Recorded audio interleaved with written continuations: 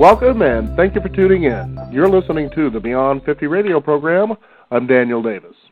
Next door neighbor, peek into the garage. What do you see? From the floor to the ceiling of nothing but stuff. How many of you out there have friends or perhaps yourself where you just have things you just can't get rid of? You seem to hold on thinking it's somewhere down the line. You're either going to find a use for it or there's a sentimental value somehow you've attached to it that just gives it so much value it just can't be released. But then you find yourself looking into the chaos of what clutter and disorganization looks like, especially for those of you who may have friends or maybe perhaps yourself are hoarders. You just hold on to everything. Don't you ever find yourself looking at situations like that thinking, what a mess, and as it slowly wears you down, it starts to wear on your health as well?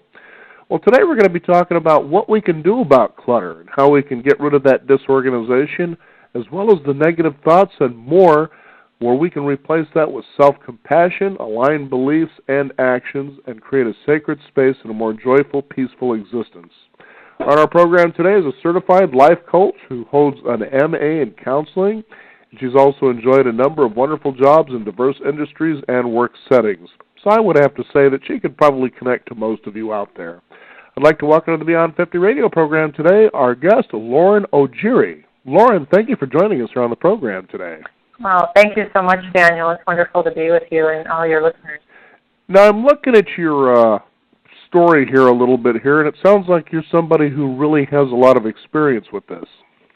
Yes, I got my start when I had to downsize my father and his wife as they got older and needed to leave their home and go into independent living. And then I had to downsize further because his wife developed Alzheimer's and dementia, and so she then had to be moved into a memory unit, and then I had to downsize again because my father ended up being in a nursing home. And then when both of them died, then I had to finally disperse all of their things. So it became very personal to me that I learned this process through that, and I know what a lot of us are going through with our elder relatives. And I've also had a lot of friends who have been cluttered people, and it kind of drove me to not be that way. And so I've just really looked at it in my own life. I have been continually kind of decluttering for the past few years, and I've just found it absolutely magical. I just love the clear space and the peace that I get from it. Now, the thing is, too, you take a look at, for instance, I was sharing a brief story of someone I knew years ago that in their garage they just had all this stuff. It literally was floor to ceiling. And you think to yourself, what causes somebody to hold on to what essentially looked really like a lot of junk? I know that's my opinion, but it just looked like junk. Well, the question of why we keep clutter is really interesting, and it's very personal. All this is so personal, but some themes that I run across in the people that I've been helping is that people keep things just in case I need it someday.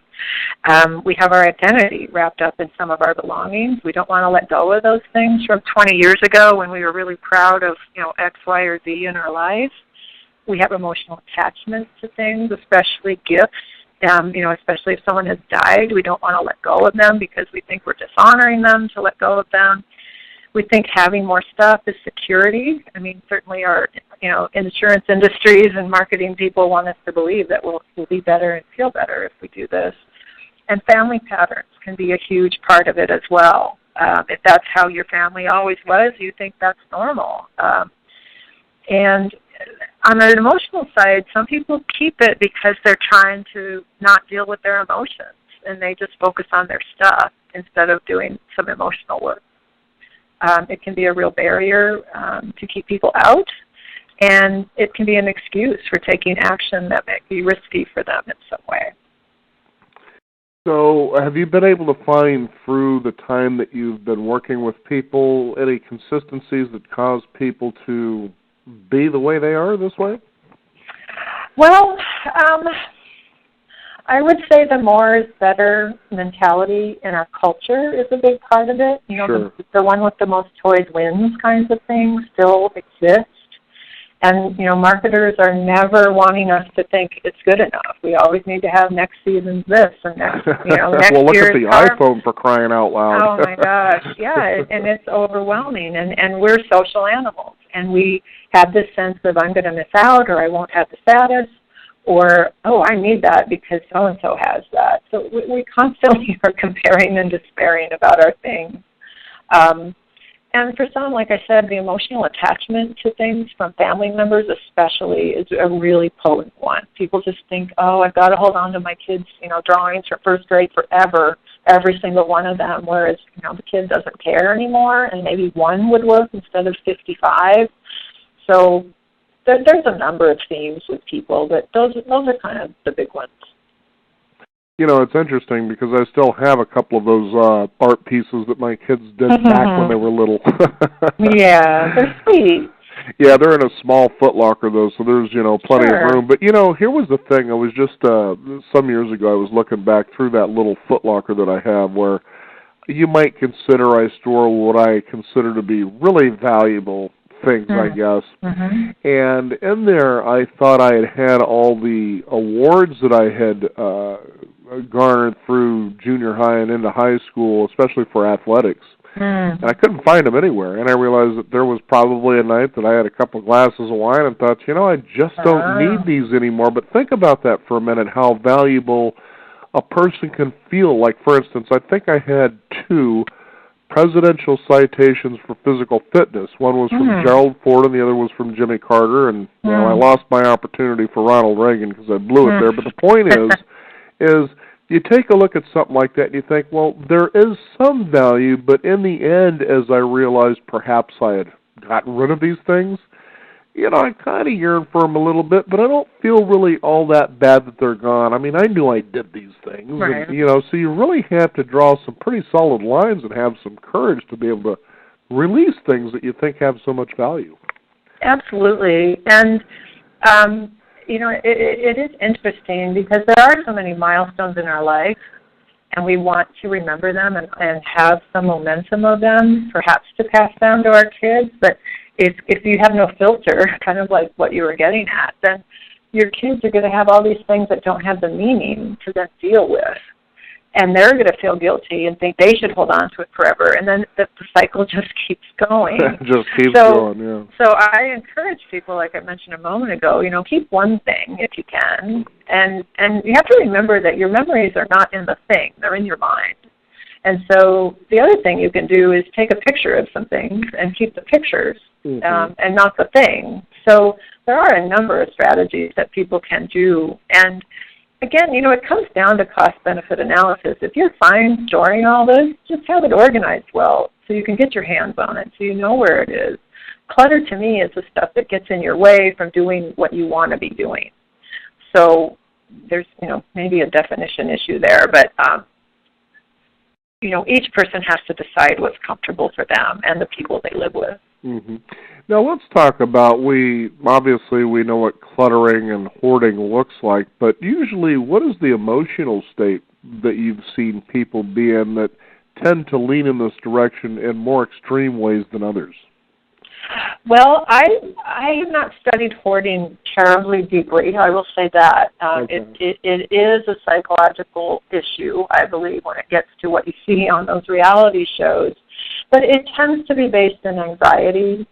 And, of course, there's tons of anxiety in our society about safety and security and lack. And, the economy, we were in a better place than we were a few years ago. But it was a big recession, and people held on to things because what if I lose my job? I better not get rid of that because then I'd have to go out and buy it, but I might not have the money.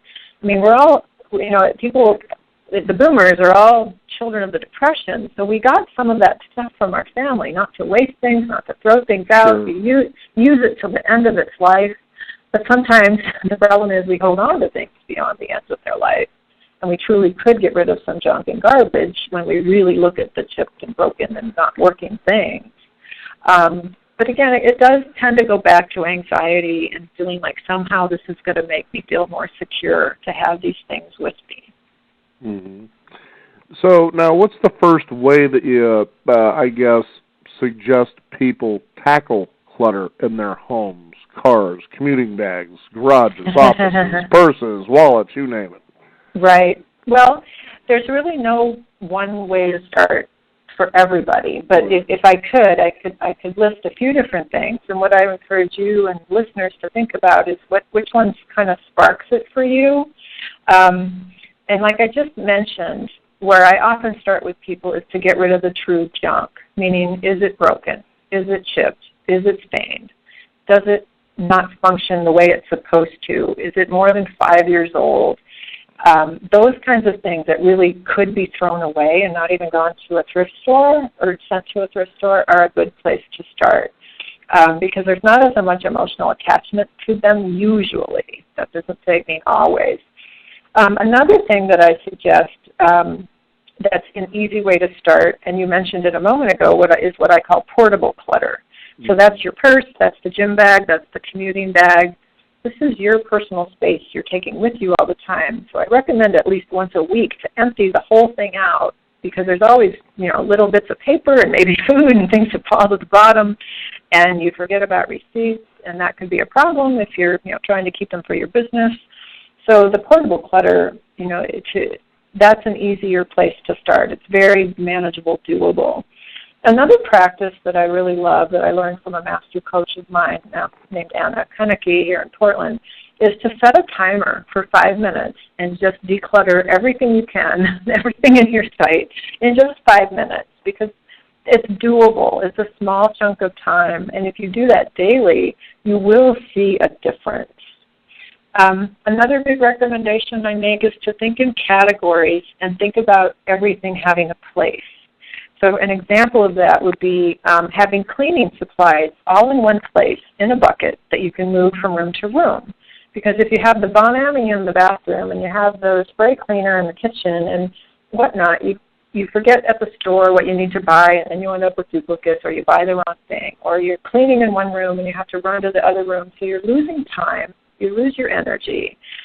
So when you think of everything in your home having a place to be when it's not in use, that helps you reduce clutter. Another really important thing is to talk with your housemates and the people you live with, because everybody probably has a little different tolerance level. Like you think of a teenager, it's a stereotypical teenager room versus maybe grandma's room if you have a multi-generational home. And you have to talk about it, and you have to negotiate, because if somebody isn't functioning well, that's going to affect everybody else. Mm-hmm. Another big thing is that 20% of our homes usually have 80% of the clutter. Like for me, that's my desk at home, and I have to be on it all the time, or else I start not finding things in a very timely manner. So sometimes it's best to maybe start with that kitchen counter if that's the place where 80% of the problem is and where everybody's doing the dumping ground. Can you make everybody talk about it and figure out how to keep that place clear? Mm-hmm. I also encourage people to get rid of the junk room. We tend to have maybe a room that, a child moved out and all of a sudden you're just storing stuff because you don't know where else to put it. Well, think about what that room could be doing for you. It could be your office. It could be a meditation space. It could be a real guest room. So I do recommend having a junk drawer because I think we all need some rebellion, but only one small one. I was going to say, it's interesting you were talking about what you were, and I was thinking of that one drawer that's in our kitchen that you just have all these crazy odds and ends in. Yeah, it's so fun to go through about every 3 months, and you find things. But I do think that you can be overly organized and go into OCD land, and you don't want to be uncomfortable in your home. But sure. But anyway, those are some of the strategies that I find really work for people. At work, that's one other thing I'd mention, is to clear your desk every night. It gives you a fresh start in the morning to help you reprioritize.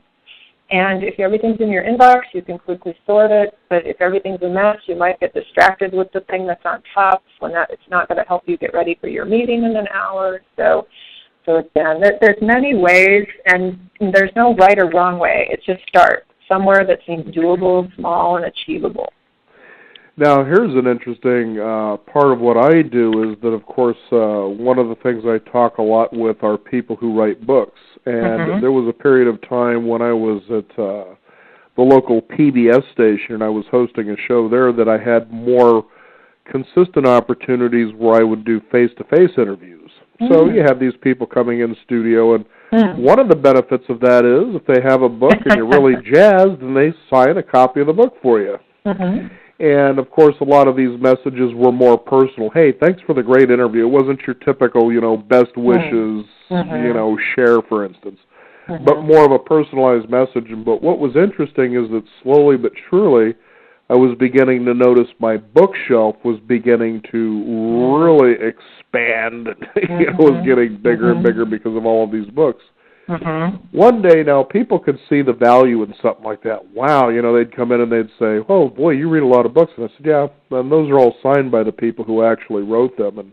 And it was impressive to an outsider to see that. But for me, realizing that what if the day comes that I have to move, and I'm going to move all these books, those signatures get pretty heavy. Yeah. Well, I had to make that decision, and I did, and I started just letting them go because I realized I've already read them or somehow I've had an engagement with them, but I just really don't see did I feel the essentialness of keeping them around just based on the energy it would take to keep them. Right. Now, that being said, the energy it takes to keep something, tell us about, how clutter or hoarding or holding on to things can actually have an adverse effect on our health. Well, on a very practical level, from an environmental level, if you will, the more clutter you have, the more books. Books will break down as paper. It creates dust. It can create mold. All kinds of things can build up with hoarding, especially, and it becomes an actual environmental health hazard and maybe a fire hazard, especially if there's a smoker in the house. It is a space issue. It is an energetic issue. Like you were getting to something really good there. You said, what did you say? I think there was something about the energy of and the weight of these signatures, and I'm never going to read these books again. We hold on to things that we can go and get at the library, or we can pick up again if we're really going to read it again. But the majority of us don't reread our books. So it either becomes a status symbol that we do have to decide to manage or not, or we can decide to donate them. I love the little tiny free libraries all over Portland and many cities. I tend to drop books there. If I bring a book home, I make myself take one out. But getting back to your question, it does affect us mentally, I think, more than anything. We start beating ourselves up, and once we get ashamed about ourselves, that starts a cycle and often leads to depression. Not that clutter is a straight line to depression, but again, it's the beating ourselves up. It's the saying hurtful things. Oh, I'm so disorganized. Oh, I can never do this. Oh, everybody else manages this. What's wrong with me? That mental clutter is one of the most damaging health effects to me. Now, here's one that I'm sure will be hard for some people out there, and that is how we like to go out and buy movies we enjoy watching over and over again. And, you had mentioned the library, and I found that funny because I'm actually getting ready to get rid of, it's not a large movie collection, but it's a couple of drawers full, and I thought, why not take them to the library, donate them, and let other people enjoy them? And if I want to go back and see the movie again, all I got to do is put a hold on it. Let somebody else worry about storing it. So, but you can find yourself standing there, maybe holding that DVD, or perhaps it's music, and that CD that maybe means something to you. You think, do I get rid of this? But I know with my music that I will be listening to it. But there's a new way to deal with that, too. You just download it digitally, and you can throw it on a little thing that's smaller than a mouse. Absolutely. The electronic ease of some things really is a life and space saver. And even, I like a book, but people love Kindles, and it means they have all this free space in their house now.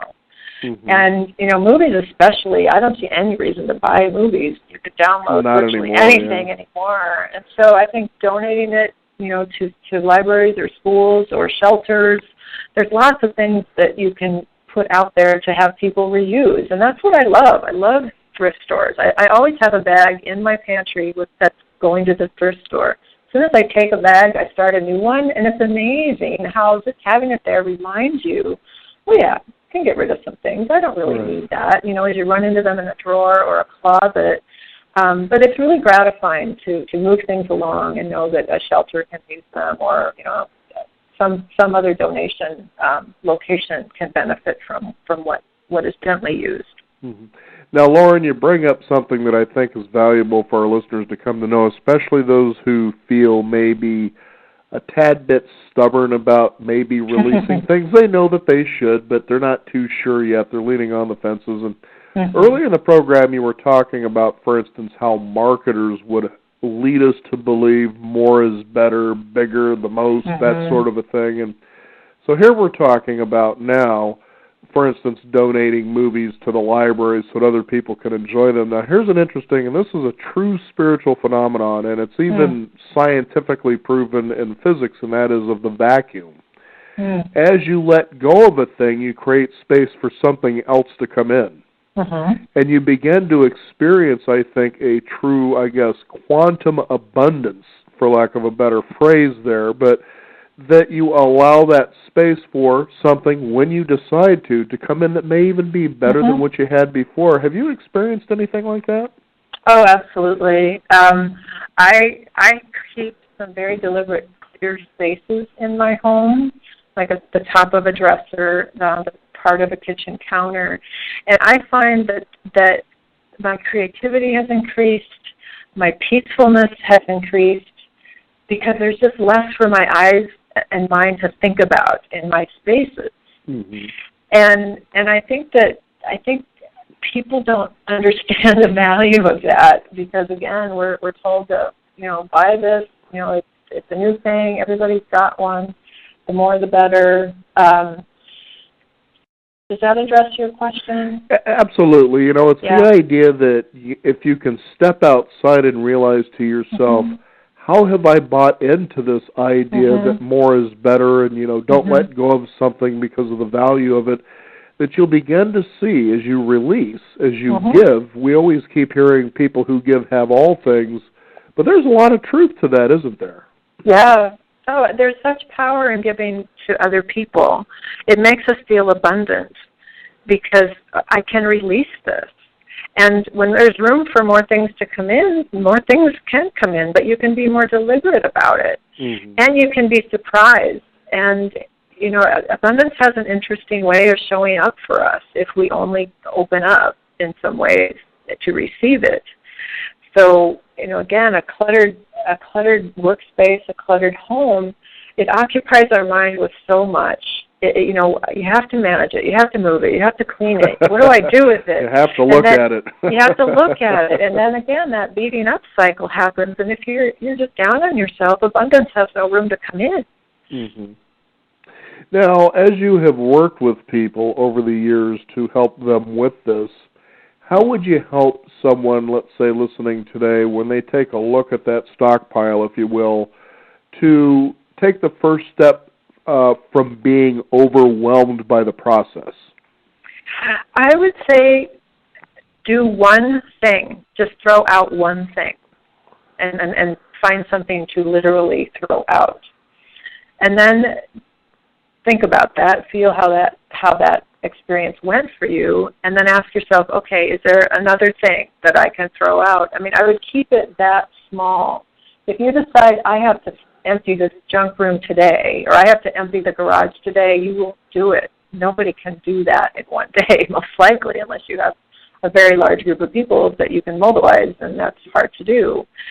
So the smaller you start, it slowly builds momentum. You see the benefit day by day of less stuff, and you feel like, I can do this. Again, that 5-minute idea of, okay, I don't have to do this longer than 5 minutes, and if I only look for stuff that's ripped, torn, broken, etc., that's safe. That isn't hard for me. I can do that. So anything small and achievable, there's no wrong place to start. Start, within the first 3 feet of where you're sitting. I mean, you don't have to look very far, perhaps. Or start with that place that you really would like to clear. If it's a kitchen counter that's just perennially falling over with stuff, maybe decide, okay, I'm going to do longer than 5 minutes. I'm going to do an hour. Set a timer. Again, give yourself the permission to stop, because if you think I have to keep going, you get overwhelmed and you don't ever begin. Mm-hmm. Now, how about people who think in terms of minimalism? Minimalism is really fascinating. You know, I read this article a while ago, and I wish I could remember the source, about a couple who decided to see if they could live for 1 year with only 100 total items in their house, for both of them. And that included clothing and kitchen utensils and cleaning supplies. That included everything. And they did it. And they, after it was done, they decided to live that way for the most part, but not quite that fair. But they just found that the open spaces left all this room for air and light to come in, less to worry about, less to clean. They said their peacefulness just increased by quantum leaps, kind of what you were mentioning a moment ago. Mm-hmm. But for most people, we can't do that. We kind of like creature comforts, and it's a little too Spartan. You know, there's only a certain mentality, and I think it's a small percentage of people that really would go to that kind of extreme. But it has a lot to teach us. You know, this couple, 2 people, found they could live with 100 total objects without, you know, hurting their lives. They still went to work. They still had birthday parties. They still did things. Right. So it's really fascinating to just be challenged to think, wow, if I had to cut my things in half, you know, that might not be minimalism, but could I live? And you think, wow, I think I could. So it's just an intriguing kind of mental exercise to think about. But I think for most people it's a pretty hard way to live, because you do have to get really creative about using things multiple ways, and you can get dogmatic about, oh, I'm at 99 things, I better not bring any more things in the house. So, I think it's a smaller percentage of people that really can live that way. Now, as you've worked with people over the years, tell us perhaps maybe an extreme story of how someone's life changed as a result of you helping work with them to reduce or eliminate clutter altogether. Well, I don't know that I have any extreme examples. But you've certainly seen your share of extreme clutter, haven't you? Yes, I have. I have. And one example is a woman I worked with who had boxes and boxes of, like I mentioned at the top of the show, of her kids' things, her daughter's things. And she just was scared to death that I was going to tell her to get rid of all of them.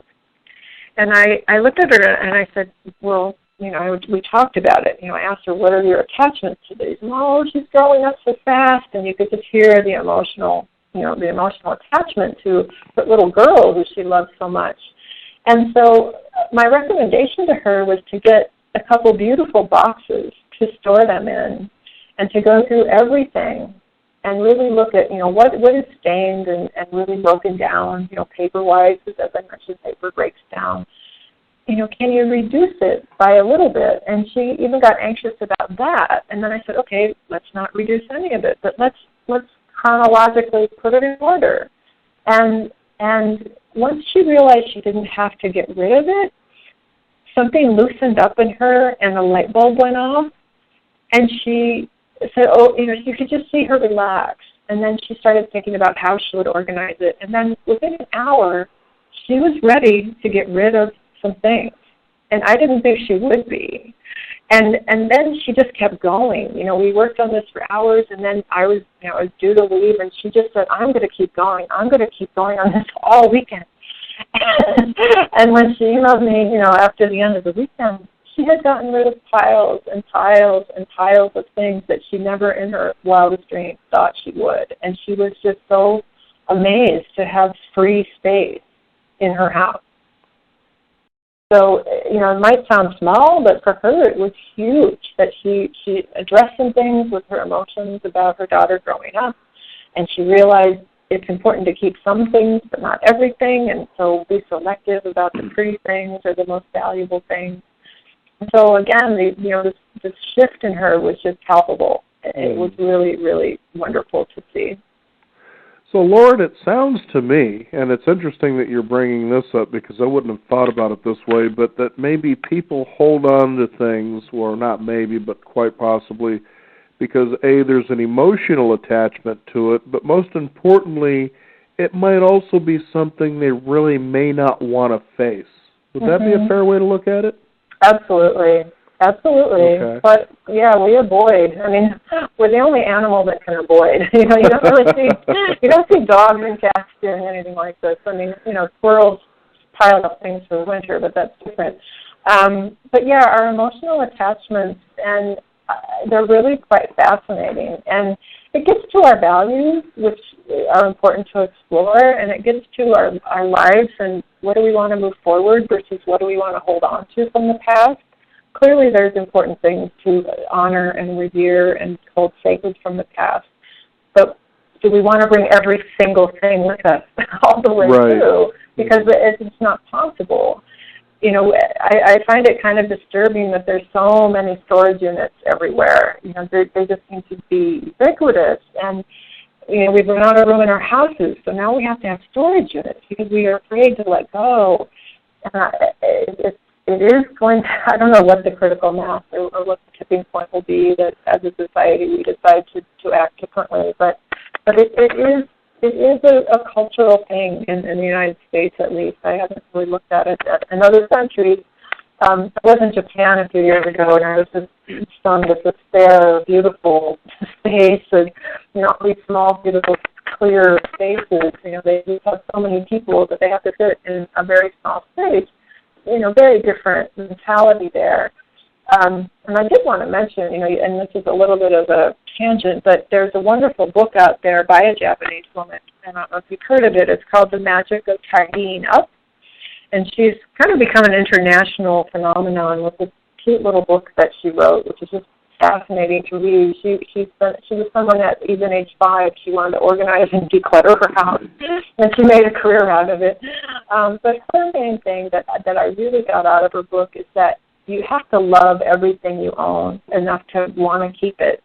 And if you don't love it, get rid of it. Mm-hmm. And it's like, wow, you know, how many people would really live that way? But I like to ask that question, but I also ask, is it useful? Is it functioning? Right.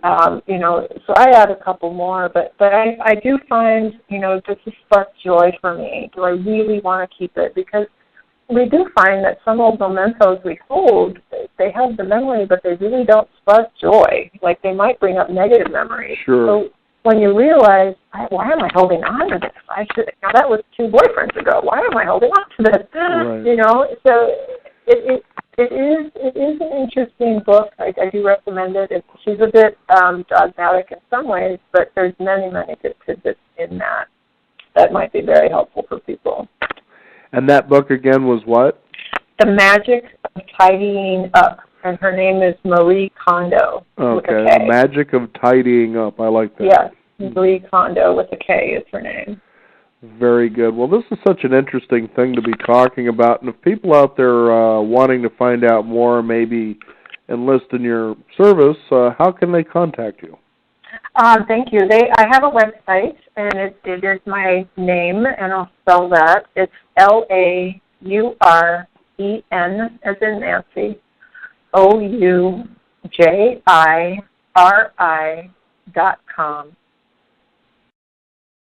Very so LaurenAugery.com. And they can follow you on any social media sites? Yes. Definitely can find me on Facebook. I'm occasionally on Twitter. And hoping to be on Periscope soon. Heard about that service. That one sounds interesting, it's actually. Quite fascinating, yeah. Yeah, very good. Forward to it. Well, thank you for sharing with us how we can take a look at what clutter is, how it can affect us, and what we can certainly do about it. And again, they can visit you at your website. Give that out one more time for our listeners.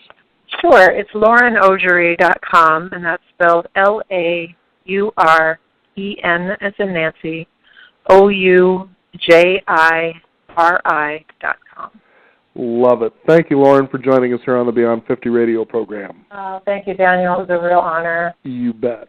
We want to thank you, the listeners out there, so if you're interested in learning about how to declutter yourself and feel that sense of freedom that a nice empty space will give you, at least for a while, that is until you decide to fill it up with something else again, as Lauren was saying, fill it with more intention, something that really inspires and sparks and makes you feel good, and it maybe even has some use for it beyond that as well. We also encourage you to visit us at our website, which is beyond50radio.com. That is the number 50. Sign up for our free weekly e-newsletter. You can also follow us on Facebook as well as Twitter at Beyond 50 Radio.